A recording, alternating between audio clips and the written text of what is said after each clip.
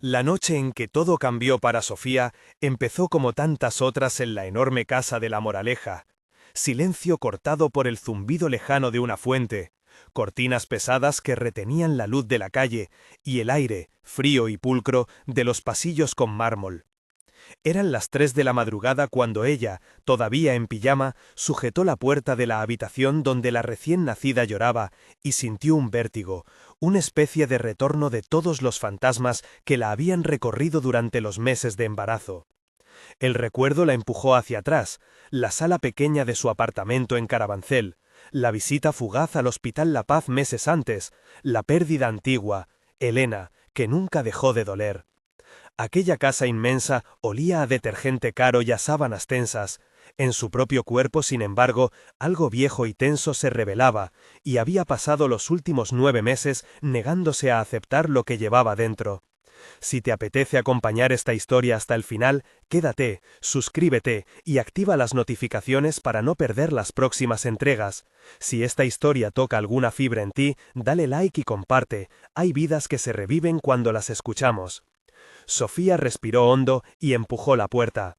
La habitación estaba iluminada por la tenue pantalla del monitor de respiración y por una lámpara de noche que proyectaba una sombra tranquila sobre la cuna. La niña, envuelta en una manta blanca, gimoteó con un llanto deshilachado. Sofía se acercó sin saber exactamente por qué.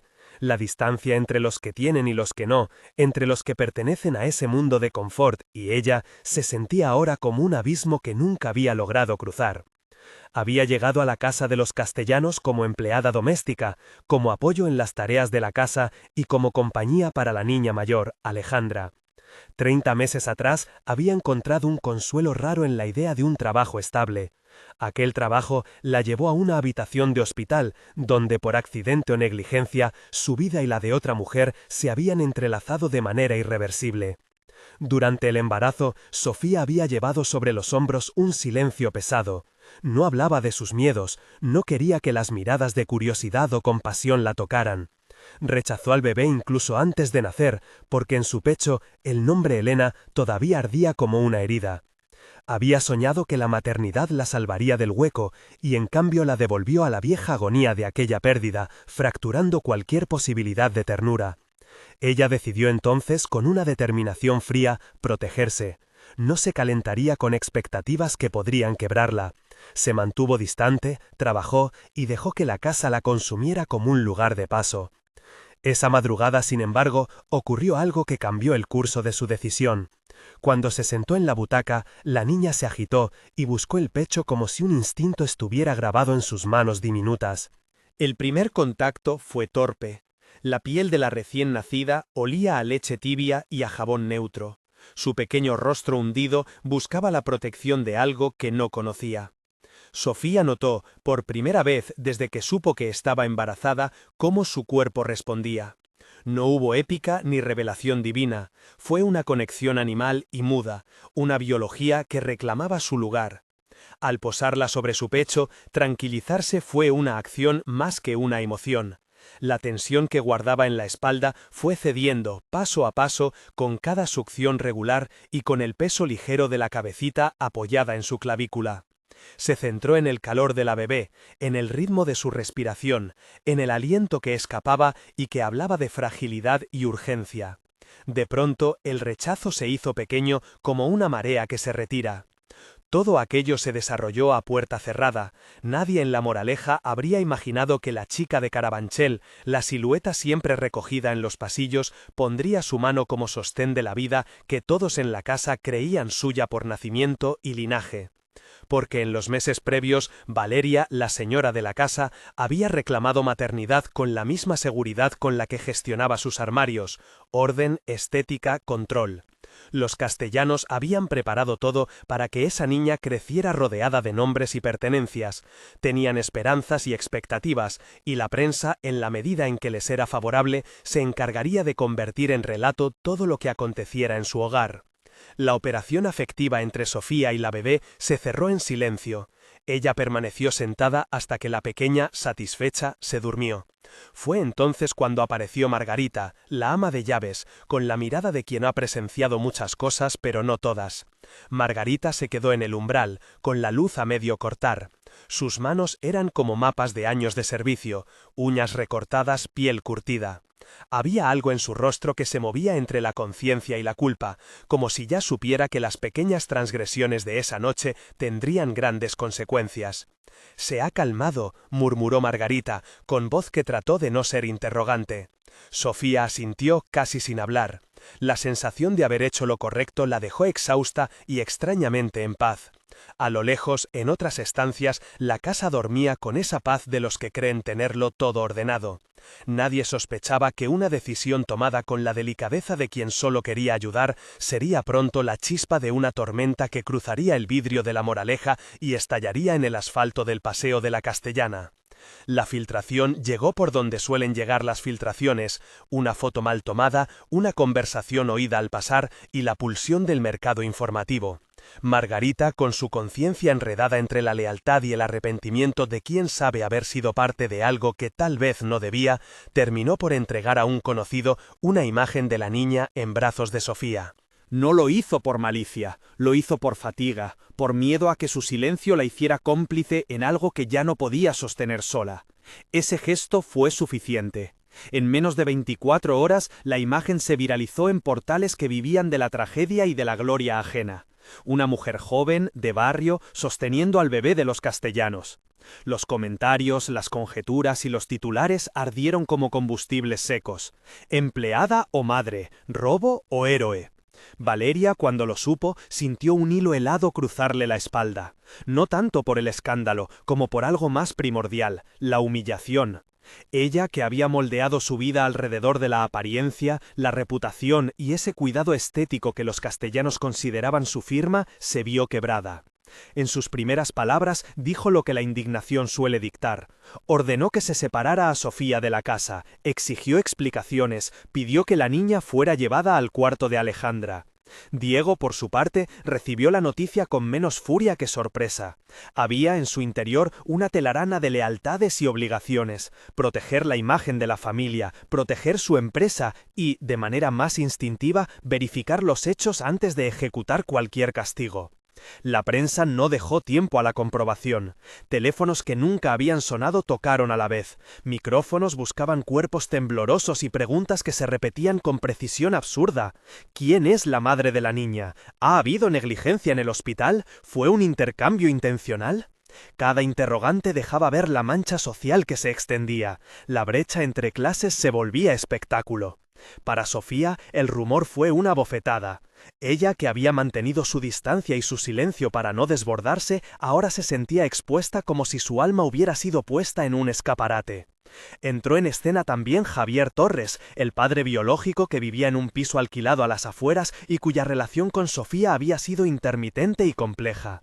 Javier apareció como la sombra oportunista, supo de la filtración, se enteró de la repercusión y decidió aprovecharla. Contactó a Sofía para exigir una parte de las ganancias, o al menos dinero para callar a quien quisiera hablar. Su primera petición fue una mezcla de desesperación y cálculo, dinero para pagar deudas, para hacer frente a la noticia. Sofía, exhausta y temblorosa, se negó.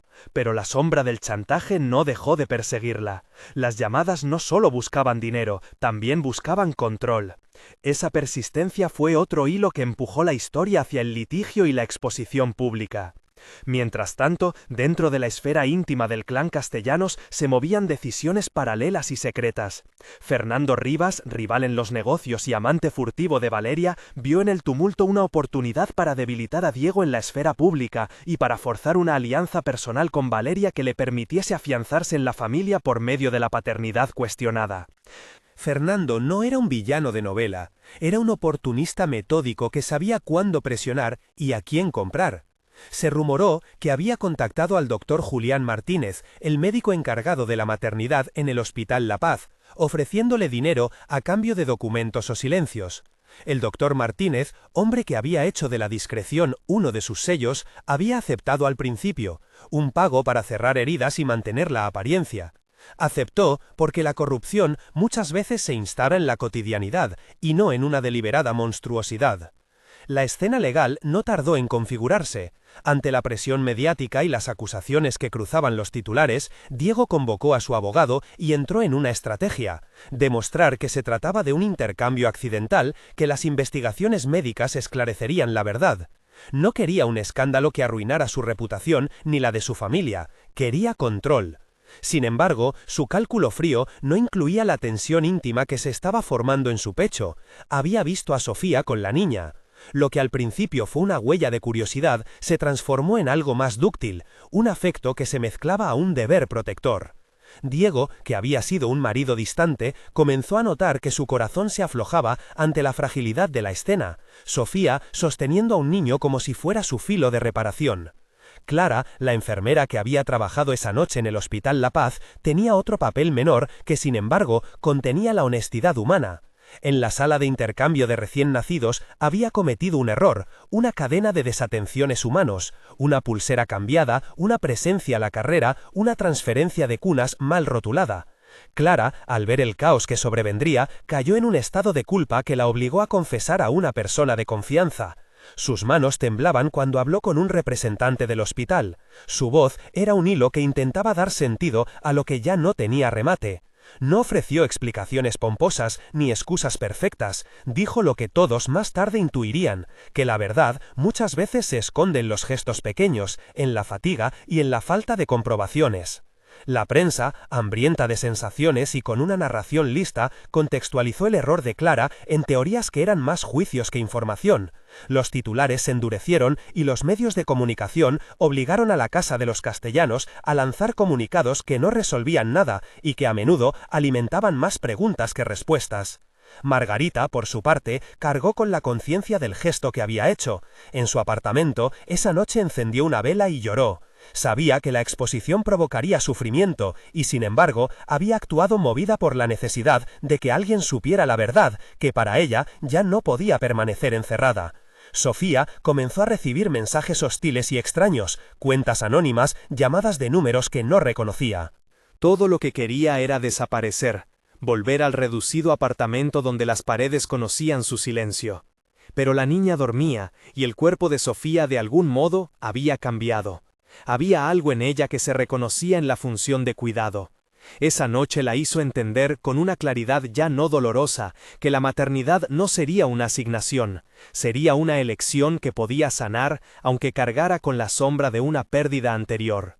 En ese clima de tensión, Diego tomó decisiones que alteraron la jerarquía en su propio hogar. Ordenó que una prueba de identidad se hiciera de manera inmediata. No quería que nadie se apropiara de la verdad sin su intervención.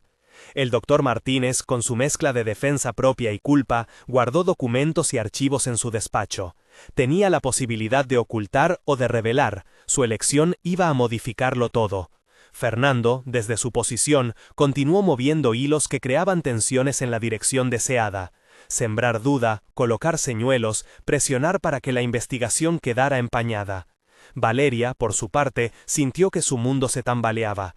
La posibilidad de perderlo todo la asustó de un modo que no sabía cómo administrar. Inició una espiral de ansiedad que la empujó primero a la negación, luego a la ira y finalmente a una crisis que la llevó a buscar ayuda profesional. Hay quienes, al borde de la caída, comienzan a mirar hacia la salvación. La primera intervención judicial fue más simbólica que definitiva. Medidas cautelares, solicitudes de documentación y la presencia inevitable de abogados que escribían en sus libretas como si fueran la correa que frenase la avalancha. Se pidieron pruebas de paternidad, se reclamaron los registros del hospital y se solicitaron las pulseras de identificación de la cuna. En la práctica, ese primer asalto legal fue un tanteo, una forma de medir la resistencia del otro bando. Por debajo, la batalla mediática ya había llamado a expertos que comentaban desde estudios de televisión sobre la posibilidad de que un bebé hubiera sido intercambiado. La audiencia pública se convirtió en un eco que generaba más ruido que luz. La verdad, si existía, estaba oculta en los rostros inquietos de quienes se sentaban en salas de espera. Sofía, por su parte, comenzó a recibir apoyo inesperado. Alejandra, la niña mayor de la familia, tenía una ternura que superaba la lógica social. Miraba a Sofía con curiosidad y a veces con empatía infantil. Esas miradas le daban a Sofía una paz que ningún abogado podía darle. En pequeños gestos, un dibujo dejado encima de la cama, una canción susurrada, Alejandra parece ofrecer una posibilidad de aceptación que la sociedad en que vivían negaba. Fue en esos instantes de intimidad donde Sofía comenzó a imaginar, por primera vez en meses, que no todo lo que la definía estaba en su pasado doloroso. La figura de Valeria fue cambiando a manos de la narrativa periodística y del propio relato íntimo. Ante los ojos externos era la ofendida. Dentro de sí, la herida era más compleja. Ella había tenido encuentros con Fernando en el pasado, y la relación había sido tanto una vía de escape como una prueba de su vulnerabilidad. Cuando la presión aumentó, Valeria se vio forzada a buscar ayuda en terapia. No era una huida, era reconocer que su inestabilidad tenía raíces profundas, que el sustento de su autoestima había sido siempre algo frágil. En la sesión con su terapeuta, admitió que había sentido miedo de ser insignificante si perdía el estatus que creía merecer. Era una confesión que no excusaba sus actos, pero la hacía humana. A medida que los días pasaban, el rumor encontró soporte en pruebas más técnicas. Análisis de sangre mostraron incompatibilidades de tipo que no cuadraban con la versión oficial. Fue un pequeño laboratorio en Velázquez que, con profesionalidad, detectó una incongruencia que abrió otra vía, la posibilidad de comprobar la filiación mediante pruebas de ADN. El doctor Martínez, consciente de que aquellos registros podrían ser la llave, se volvió un personaje central. Hubo, en sus manos, la posibilidad de que la verdad emergiera, y con ella, la caída de la versión consistente que algunos querían sostener. Fernando, al percibir que la evidencia iba adquiriendo peso, intensificó su campaña de desestabilización. Intentó comprar a testigos, presionar a empleados y llegó incluso a amenazar con zaherir la reputación de aquellos que se interponían en su camino. No era un acto heroico, sino un movimiento estratégico, destruir al mensajero para que el mensaje no llegara. En cambio, Margarita, con la culpa ya pesada, decidió colaborar con quien le pedía la verdad. Su conciencia se inclinó hacia el lado de quien necesitaba que se supiera. Fue a hablar con un periodista pequeño, no a uno de esos grandes programas, sino a alguien que aún trataba las historias con cierto respeto. La conversación fue renaciente, ya que Margarita, al contar, buscó exorcizar su remordimiento. El desgaste mediático y la presión económica llevaron a Javier a mostrar otra cara, la de un hombre que, ante la posibilidad de perder cualquier ingreso futuro, buscaba cubrir sus dudas. Su chantaje se convirtió en amenazas y demandas, y cuando Sofía lo enfrentó, reveló una mezcla de resentimiento y necesidad. Ella no tenía interés en hacer daño, pero tampoco iba a permitir que su vida se comprase. Lo que Javier deseaba era un acuerdo simple, silencio por dinero. Sofía, que ya había renunciado a aceptar la maternidad durante el embarazo, se encontró ahora en una posición nueva, protegía a una niña y enfrentaba a quien intentaba lucrarse con su situación. En medio de la tormenta, la relación entre Diego y Sofía comenzó a reorganizarse. Diego, con la firmeza de su posición social, tomó distancias de las decisiones automáticas de su esposa y empezó a observar con otra claridad la trama humana que se desarrollaba. Entre ambos hubo encuentros tensos y esperanzadores, escenas en las que Diego, en su despacho con vista a los jardines, se preguntaba cómo mantener la justicia sin perder el control, y Sofía, en su pequeño apartamento, veía cómo su vida se mostraba y se volvía frágil. Había, en el centro de todo, un niño cuyo llanto había devuelto a Sofía la posibilidad de amar sin concesiones. La judicialización de la historia avanzó. Se solicitaron las pulseras de identificación y la documentación hospitalaria. Los abogados pidieron custodia de muestras y el juzgado acordó medidas para preservar la evidencia. Fue entonces cuando surgió un nuevo elemento, el proceso de exhumación de un registro clínico o la reapertura de una ficha que podía contener la verdad de un intercambio. No se trataba de escenas gráficas, sino de procedimientos administrativos y técnicos, cadenas de custodia, protocolos de laboratorio, compulsa de historiales. Todo ello debía hacerse con rigor, porque cualquier error daría pie a manipulaciones. El doctor Martínez, consciente del alcance de lo que se estaba jugando, se puso en posición defensiva. Si había aceptado sobornos, quedaba expuesto. Si había escondido documentos, la justicia lo alcanzaría. En la penumbra de esos días, Sofía y la niña encontraron instantes de calma, un paseo por el jardín botánico en una tarde en la que Madrid parecía teñirse de otoño. el tacto de las hojas secas bajo los pies, la niña mirando los árboles como si entendiera el mundo por primera vez. Fue en uno de esos paseos donde Sofía comprendió que el rechazo que había sentido durante el embarazo no negaba la posibilidad de construir un vínculo. Ese entendimiento la colocó en una nueva senda. No sería la mujer que se dejaba definir por la pérdida de Elena, sino la que aprendía a amar otra vida con conciencia y valentía. Mientras el caso avanzaba, la opinión pública se polarizó. Un sector defendía a la familia de siempre, aquel que temía las filtraciones que podrían desestabilizar las estructuras. Otro sector, más crítico, apuntaba a la desigualdad y a cómo la vulnerabilidad de una empleada podía ser explotada por quienes tenían voz y poder. Los domingos en los corrillos de barrio y en las tertulias televisivas, la historia se esparcía como una luz que alumbraba desigualdades antiguas y nuevos resentimientos. Para Sofía, el ruido exterior era una constante presión, pero también una señal de que su vida, de repente, era parte de algo mayor. A la espera de pruebas concluyentes, la tensión doméstica crecía. Valeria, que había comenzado terapia, tuvo episodios de ansiedad que la alejaron de la familia. En un encuentro con Diego, lloró y admitió que había intentado registrar para salvaguardar su puesto de madre. Diego la escuchó, más consternado por su fragilidad que por la traición. No quería castigarla como si fuera una pieza de ajedrez. Quería entender. Sofía, por su parte, se mantuvo firme en su postura, proteger a la niña y buscar la verdad. No deseaba la venganza, deseaba justicia y reparación. Esa distancia ética sostuvo su conducta en los momentos en que la presión más la empujaba a rendirse. En el despacho del doctor Martínez, los papeles empezaron a moverse con una lentitud calculada. El médico, atrapado por su propia mezcla de miedo y arrepentimiento, decidió que la única salida era colaborar. Llamó a su abogado y en una tarde nublada accedió a entregar las copias de los registros a una comisión externa. Sabía que estaba jugando su reputación, pero también sabía que prolongar la mentira lo consumiría.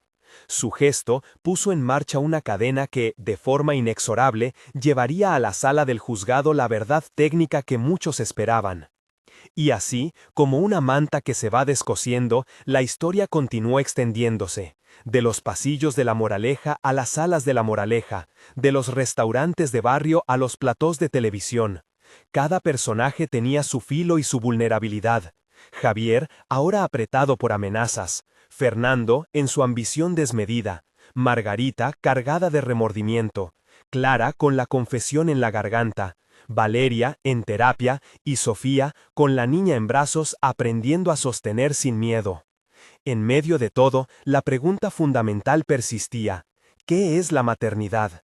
¿El gesto de dar a luz, la sangre, la biología, la adherencia social o el cuidado cotidiano que transforma la noche en un lugar de calma?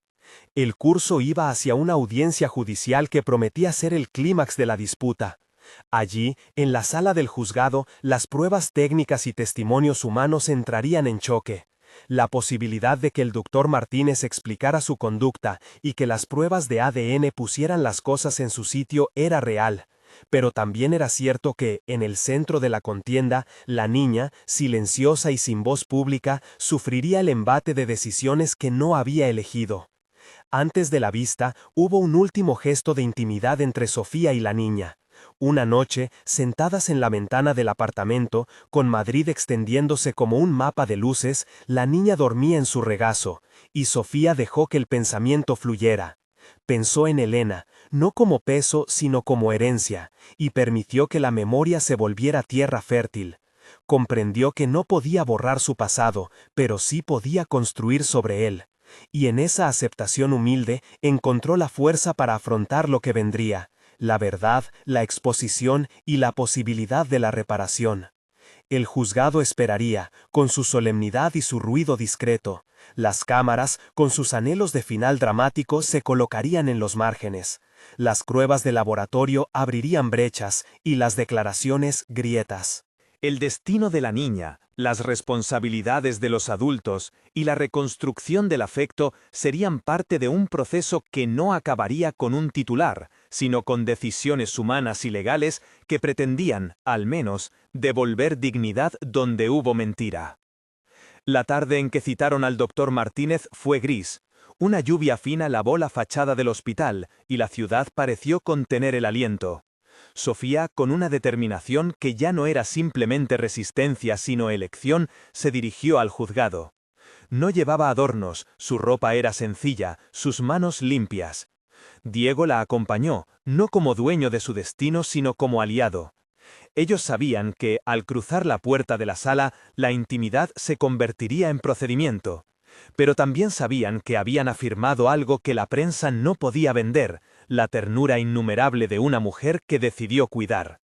Cuando la sesión comenzó, el juez pidió orden. Los testigos uno a uno se presentaron. Clara, con voz temblorosa, reconoció el error en la rotulación. Margarita explicó cómo había compartido la imagen. El doctor Martínez, finalmente, admitió que había guardado registros incompletos y que aceptaba haber recibido dinero de terceros interesados en el silencio. Sus palabras no fueron teatrales, fueron la mezcla de justificaciones y arrepentimiento de alguien que entendía que la profesionalidad había cedido ante la presión. En un momento de la vista, el abogado defensor presentó una copia de la pulsera de identificación de la cuna y una secuencia de correos electrónicos que mostraban órdenes contradictorias del personal. El tribunal escuchó con la gravedad que impone la ley. Pero la pieza final del rompecabezas fue la pericia genética. El laboratorio de Velázquez presentó, con la sobriedad que exige la técnica, resultados que indicaban incompatibilidades tajantes entre la supuesta madre biológica y la niña. La sala quedó en silencio. De repente, la narrativa mediática que había pintado a Sofía como la intrusa o la usurpadora se resquebrajó con datos fríos. La verdad científica, que no entiende de estatus social, colocó a la historia en una nueva luz. Las miradas cambiaron, de acusadoras a atónitas, de prejuiciosas a avergonzadas. La reacción fue violenta en lo emocional. Valeria, al verle el rostro, sintió que todo se le deshacía. Fernando, que había pensado dominar la situación, vio cómo su plan quedaba sin base. Javier, por su parte, tuvo que acallar sus demandas cuando el peso de la evidencia dejó claro que su chantaje no tenía razón de ser. Para Sofía, la ciencia no era suficiente para curar todo el daño, pero supuso un respiro, la posibilidad de que la justicia reconociera lo que ya sentía en el pecho. La maternidad no había sido un robo ni un fraude, era una relación naciente que la vida misma había construido en secreto.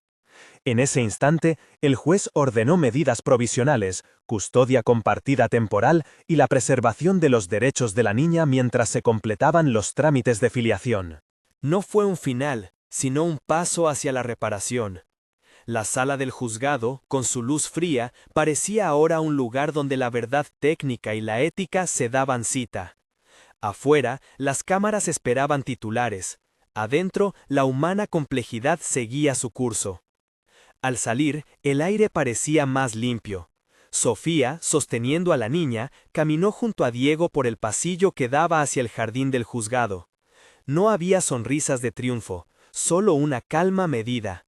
El juicio continuaría, habría apelaciones, testimonios más duros y la inevitable exposición pública de heridas que la ley no podía sanar por completo. Pero la evidencia genética había colocado la historia en un camino que, por primera vez, miraba a la verdad como puente y no como trinchera. Esa tarde, en la pequeña cafetería frente al edificio, Sofía bebió un café que apenas tocó. Había llegado un momento en que su vida, la que había soportado humillaciones y silencios, comenzaba a reclamar su lugar. El camino hacia la reparación sería largo, implicaría la aceptación pública, la terapia de Valeria, quizá responsabilidades penales para quienes habían ocultado la verdad y una lenta restitución emocional para todos. Pero había algo que no podría ser judicializado, la ternura que se había construido entre ella y la niña. Esa ternura, aunque vulnerable, era sólida en su decisión de quedarse. Cuando la noche cayó sobre Madrid, Sofía regresó al pequeño apartamento. Fue allí donde escribió en un cuaderno que había guardado desde hacía años, no para probar nada ni como testimonio para otros, sino para entender su propio pulso. Escribió sobre Elena, sobre el miedo, sobre la posibilidad de repararse. Escribió, también, declaraciones cortas que algún día leería a su hija, que la amaba, que la había defendido, que había elegido quedarse.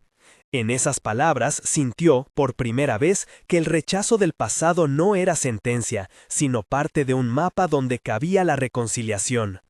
El reloj marcó la madrugada cuando Margarita llamó a la puerta. Traía una bolsa con ropa para la niña. Su gesto, humilde y lleno de pesar, parecía pedir perdón sin palabras. Sofía la miró y con quietud aceptó. La culpa de Margarita no podía borrarse con un gesto, pero la verdad, esa verdad que empezaba a abrirse paso, necesitaba también de perdones humanos. En la conversación breve que siguió, Margarita confesó su miedo y su motivación. Había querido que la verdad saliera a la luz para detener lo que le parecía injusto, pero su manera de hacerlo fue imprudente. Sofía, que había pasado por tanto, encontró espacio para una palabra corta: gracias. El caso continuaría, con más audiencias y pruebas, y con la exposición inevitable de complicidades que, hasta entonces, habían operado en sombras bien alimentadas por la desigualdad. Pero en lo íntimo, en lo que no se ve en los titulares, había una niña que dormía, un corazón que empezaba a sanar y una mujer que había pasado de rechazar al bebé a defenderlo con todo lo que tenía. No era ya cuestión de sangre solamente. Era cuestión de cuidado, de elección y de la vida cotidiana que transformaba a quienes habitaban su órbita. El otoño avanzaba, las hojas en el jardín del palacete comenzaban a dorarse y la ciudad, con su ritmo tan vivo, seguía girando hacia consecuencias que nadie podría prever del todo. El juicio prometía momentos de tensión mayor, la prensa aguardaba y la familia Castellanos tendría que afrontar sus compromisos y sus culpas públicas. Pero, en un rincón de la historia, Sofía sabía algo que no se puede legislar, que había elegido el cuidado y que esa elección la hacía digna de ser madre, no solo por la biología, sino por la perseverancia de su amor. Y sin embargo, aún quedaban piezas por encajar, documentos por revisar en la fiscalía, posibles demandas por manipulación y soborno, la evolución de la terapia de Valeria y la resolución final sobre la custodia. Había además otra arista que algunos no habían visto venir, la posibilidad de que el propio doctor Martínez, al declararse arrepentido, señalara a otros implicados, abriendo puertas que quizás llevarían a nuevas revelaciones. La lucha por la verdad no había terminado, solamente había tomado un rumbo más definido, pero largo y áspero. Sofía, esa noche, se quedó despierta hasta tarde sosteniendo la mano diminuta de la niña contra su pecho. Pensó en la vida que construía a partir de la fragilidad, y supo, con la certeza que nace del cansancio más que de la claridad, que su destino ya no sería el de la resignación. Iba a luchar, no por orgullo, sino por amor, y esa decisión, más que cualquier veredicto, sería su sentencia de humanidad. Al amanecer, Sofía despertó con el calor diminuto del cuerpo junto al suyo y una calma extraña que no era paz, sino la claridad que trae el deber asumido. La niña respiraba aún en ciclos lentos, en la penumbra, su perfil pequeño le parecía a Sofía el mapa de una ciudad por restaurar. Se inclinó y posó la frente sobre la cabecita como si pudiera leer allí la promesa de un futuro todavía por escribir. Luego se vistió en silencio, preparó un biberón que la pequeña devolvió con avidez y antes de salir miró otra vez el cuaderno donde había dejado aquella nota breve: «Elegí quedarme». La agenda de la semana venía trazada por audiencias y plazos. La fiscalía había pedido medidas cautelares para garantizar que la menor no volviera a un entorno que pudiera ponerla en riesgo. El juez aceptó fijar una vista preliminar para evaluar la custodia provisional y ordenar la intervención de servicios. Para Sofía, aquello significó legalizar lo que ya vivía en lo íntimo, la defensa del cuidado cotidiano y la posibilidad de estabilizar la vida de la niña lejos de la tensión que flotaba sobre el palacete Castellanos. Valeria la acompañó el primer día al juzgado. Durante el viaje, compartieron un silencio que no necesitaba palabras, interrumpido solo por indicaciones prácticas. Cuando te pregunten por tus vínculos con la menor, habla con calma. Nombra fechas, momentos, muestra que conoces su rutina.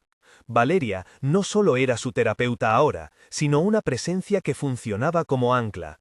Más tarde, en la sala de espera, Margarita llegó con la cabeza gacha y una bolsa de papeles. Fotografías, mensajes, recortes que había guardado pensando en algún momento en contar. Sofía recibió esos papeles con la misma quietud con que había aceptado la ropa aquella noche. No ofreció abrazos, no los pidió tampoco. La prensa empezó a rodear el edificio. Nadie en la sala de vistas esperaba un juicio mediático, nadie lo quería, pero el rumor se había hecho carne.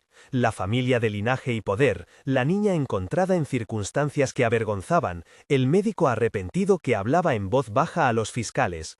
Los periodistas tomaban posiciones, y los voceros de la defensa de los castellanos emitían declaraciones cuidadas, destinadas a desacreditar. Llovían preguntas que buscaban convertir a las personas en titulares y a los titulares en condena pública. Dentro de la sala, la tensión se organizó en gestos.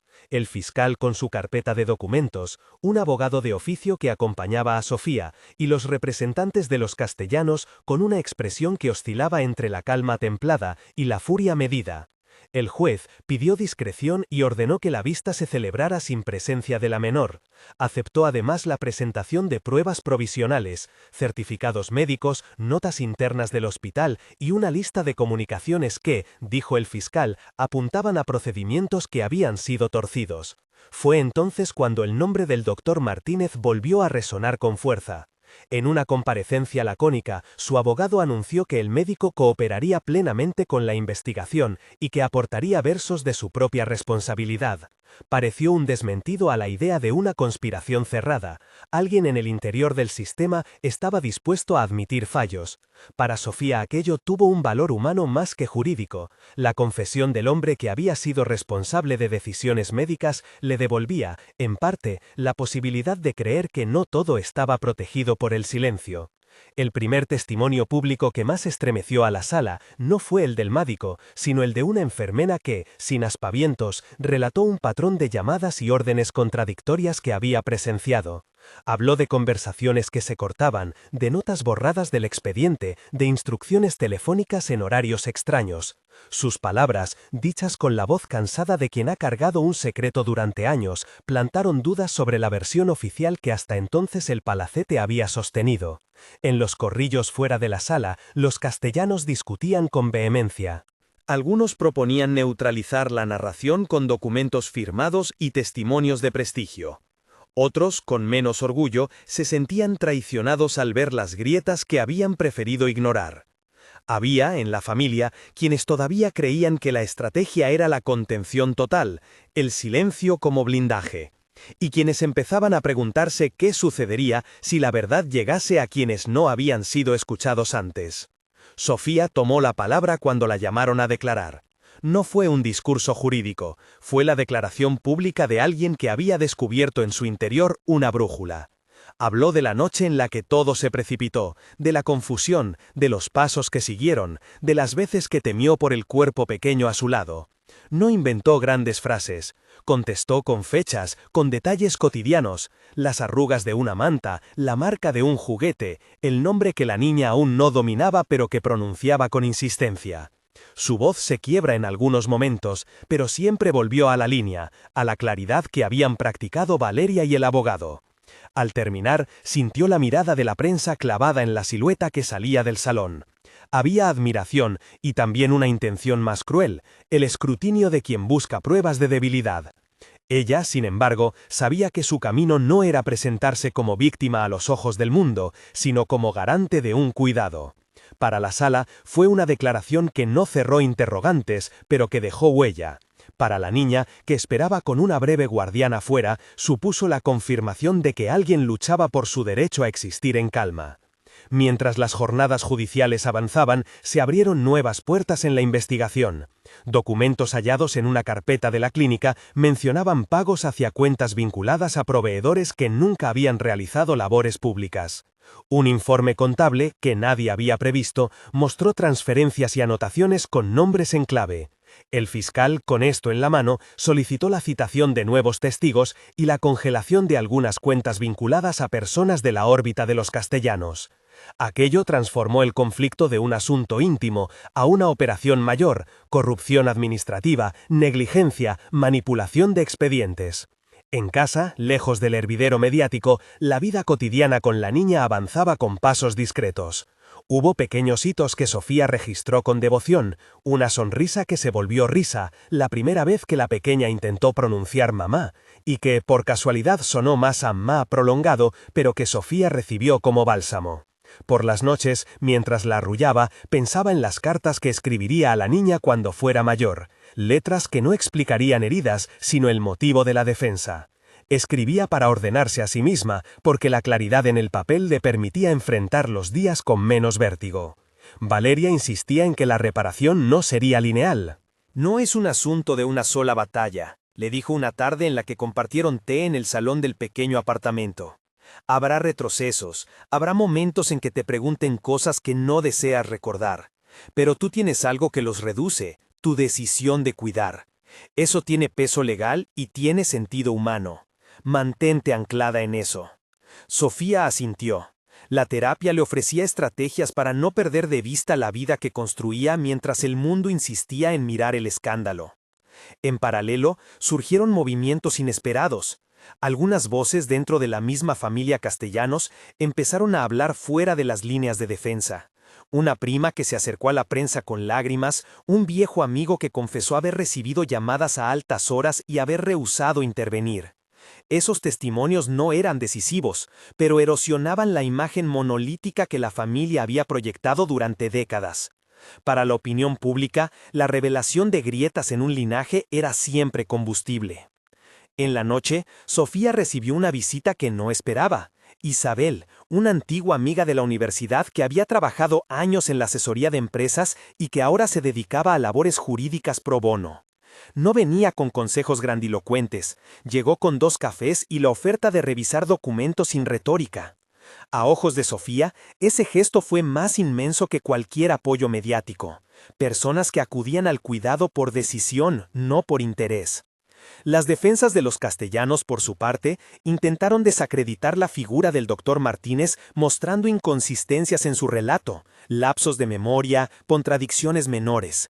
Pero lo que se esperaba como una estrategia para fracturar su testimonio terminó por mostrar algo más peligroso para la familia, que había un patrón de decisiones tomadas en la sombra y que la sombra empezaba a mostrarse.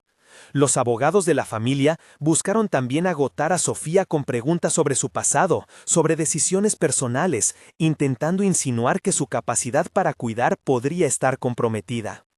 Ese movimiento provocó, entre quienes la conocían, una oleada de defensa silenciosa, los pequeños relatos de vecinos, de compañeras de trabajo, de voluntarios que hablaron de su constancia y de su empatía.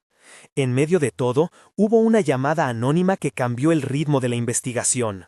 Una voz, sin timbre, dejó en la fiscalía el dato preciso de un contrato que vinculaba a un proveedor con obras en la vivienda de los Castellanos y que, según el posible informante, estaba pagado desde una cuenta que antes figuraba como destinada a fines benéficos. La fiscalía ordenó una verificación urgente. El hallazgo tardó, pero cuando apareció, demostró que las líneas entre lo institucional y lo privado se habían quebrado de maneras más profundas de lo que se había pensado. Esa misma semana, el doctor Martínez pidió comparecer una vez más. Esta vez, no solo habló de su arrepentimiento personal, presentó correos electrónicos internos que señalaban órdenes superiores. Las palabras escritas con la frialdad del directorio revelaban una cadena de comandos que habían presionado decisiones clínicas con propósitos ajenos al cuidado del paciente. Cada evidencia desplazaba la sospecha. Ya no era un único error posible, sino un entramado que exigía explicaciones públicas. El efecto en la familia Castellanos fue inmediato. Hubo reuniones en salas cerradas, discusiones que ya no pudieron reducirse al mutuo consuelo. Algunos querían enfrentar la emergencia con transparencia y pagar el costo moral. Otros preferían la ofensiva legal agresiva que tanteaba la deslegitimación de los testigos. La división interna expuso una antigua fragilidad. La presunción de impunidad que se sostenía en decoros podría no bastar frente a documentos y testimonios. Sofía, que observaba desde sus rutinas sencillas, notó que la batalla que libraba fuera no la convertía en alguien distinto a quien cuidaba dentro de la casa. Al contrario, cada avance en la investigación reforzaba su dedicación a las pequeñas constancias que sostienen a una menor. Comprendió que, más que ganar batallas en los despachos, su responsabilidad diaria era ofrecer normalidad a la niña. Horarios, juegos, disciplina suave y sobre todo la certeza de un abrazo que no se negociaba. Una tarde lluviosa, cuando la niña dormitaba y Sofía tenía un rato para ella, el abogado le trajo una noticia. La próxima audiencia podría abrir una vía para llamar a declarar a otros implicados, y había indicios para solicitar medidas que impidieran a algunos miembros de la familia acercarse a la menor. Era un paso más, pero no definitivo. Al final del día, sin documentos, sin juras legales, Sofía volvió a su cuaderno. Escribió 2 frases. Cuidar es mi defensa. No voy a dejar de hacerlo. Cerró la libreta y se durmió con la radio baja, repasando mentalmente las voces que en esos días la tocaban. La voz de la niña, la de Valeria, la del fiscal que había mostrado por primera vez el mapa de las irregularidades. Cuando todo parecía encaminarse por su curso, llegó un sobre sin remitente que dejó sobre la mesa un documento fotocopiado. Una hoja con una lista de nombres y una anotación manuscrita que decía simplemente, «Mira aquí». No había más. El documento parecía un recorte interno, una minuta que alguien había querido sacar del archivo sin llamar la atención. En el renglón donde aparecía un nombre que no había surgido todavía en la investigación, un ejecutivo de una empresa de servicios con vínculos comprobados con la familia, había al lado una dirección y un número de teléfono. La tinta estaba fresca. Sofía miró la hoja como quien recibe una llave imprevista. No sabía si aquello era una trampa o una oportunidad. Lo que sintió, sin embargo, fue un impulso claro: compartirlo con el fiscal. La gravedad de la pieza residía en su potencial para abrir otra puerta, y en la certeza de que la verdad, para ser justicia, requería de más manos que la suya. Esa noche, antes de dormir, sostuvo a la niña y pensó en las posibilidades que se abrían. La reparación no sería una sola victoria, sino una serie de actos que incluían denuncia, verdad y luego reconstrucción. Se prometió, en silencio, no retroceder. Afuera, la ciudad continuaba con sus luces veloces. Dentro, la casa pequeña se convirtió en un faro de resolución. Mañana habría más audiencias, más papeles y quizá más voces que sumasen o que intentasen borrar. Pero en su interior algo había cambiado para siempre. Ya no se reconocía en la mujer que había callado por miedo. Ahora la veía a la intemperie, con la mano firme, protegiendo a un ser que le había sido confiado por una casualidad cargada de destino. A la mañana siguiente, cuando el abogado volvió con una notificación, la carpeta traía un sello que anunciaba la citación de ese ejecutivo cuyo nombre aparecía en la hoja anónima. La fiscalía ordenaba su comparecencia y solicitaba documentación. Paralelamente, el juez autorizó medidas para impedir que determinadas cuentas fueran movidas hasta que se esclareciera el origen de ciertos pagos. El caso caminaba hacia nuevas aristas y la atención, inevitablemente, se centraba ahora tanto en el palacete como en las oficinas donde se habían firmado acuerdos que ahora olían a irregularidad. Sofía, al escuchar la noticia, sintió que el fragor exterior ya no la determinaba tanto como antes. Había aprendido a separar lo que exigía su presencia pública de lo que consistía en la rutina de cuidado. Entendió que la batalla por la verdad podía ser larga y áspera, pero también que, cada día, con cada gesto cotidiano, estaba construyendo una vida que haría más difícil que la injusticia se repitiese. Guardó el documento anónimo en un sobre y llamó al fiscal para informarle. No necesitó teatralidad, solo la voluntad de quien no ignora una posibilidad de luz. Esa tarde, cuando la niña jugaba con un rompecabezas de piezas grandes, Sofía recibió una llamada breve. Una voz al otro lado, la del fiscal, dijo que la documentación estaba en manos del equipo de investigación y que se procedería con cautela. «Gracias por enviarla», concluyó. «No hablemos de ello fuera del proceso». Sofía colgó y dejó que la niña probara otra pieza en el rompecabezas. La vida siguió su curso de acciones pequeñas e imprescindibles mientras la maquinaria judicial se empeñaba en desentrañar un entramado que parecía más vasto de lo que nadie había imaginado. En lo íntimo, esa dualidad, lo doméstico y lo público, continuaría marcando los días. Había todavía muchas interrogantes sin resolver: el alcance real de las implicaciones, quiénes más aparecerían en la lista, si la reparación sería suficiente para la niña. Pero Sofía ya no temía al vacío, Su decisión de quedarse le había dado estructura. Y en esa estructura había lugar para la lucha. Cuando cerró la puerta aquella noche y cogió a la niña para dormir, supo que el siguiente movimiento no sería solo de los tribunales, sino también de su vida diaria. Proteger, enseñar, amar. Y eso, pensó, era ya una forma de justicia.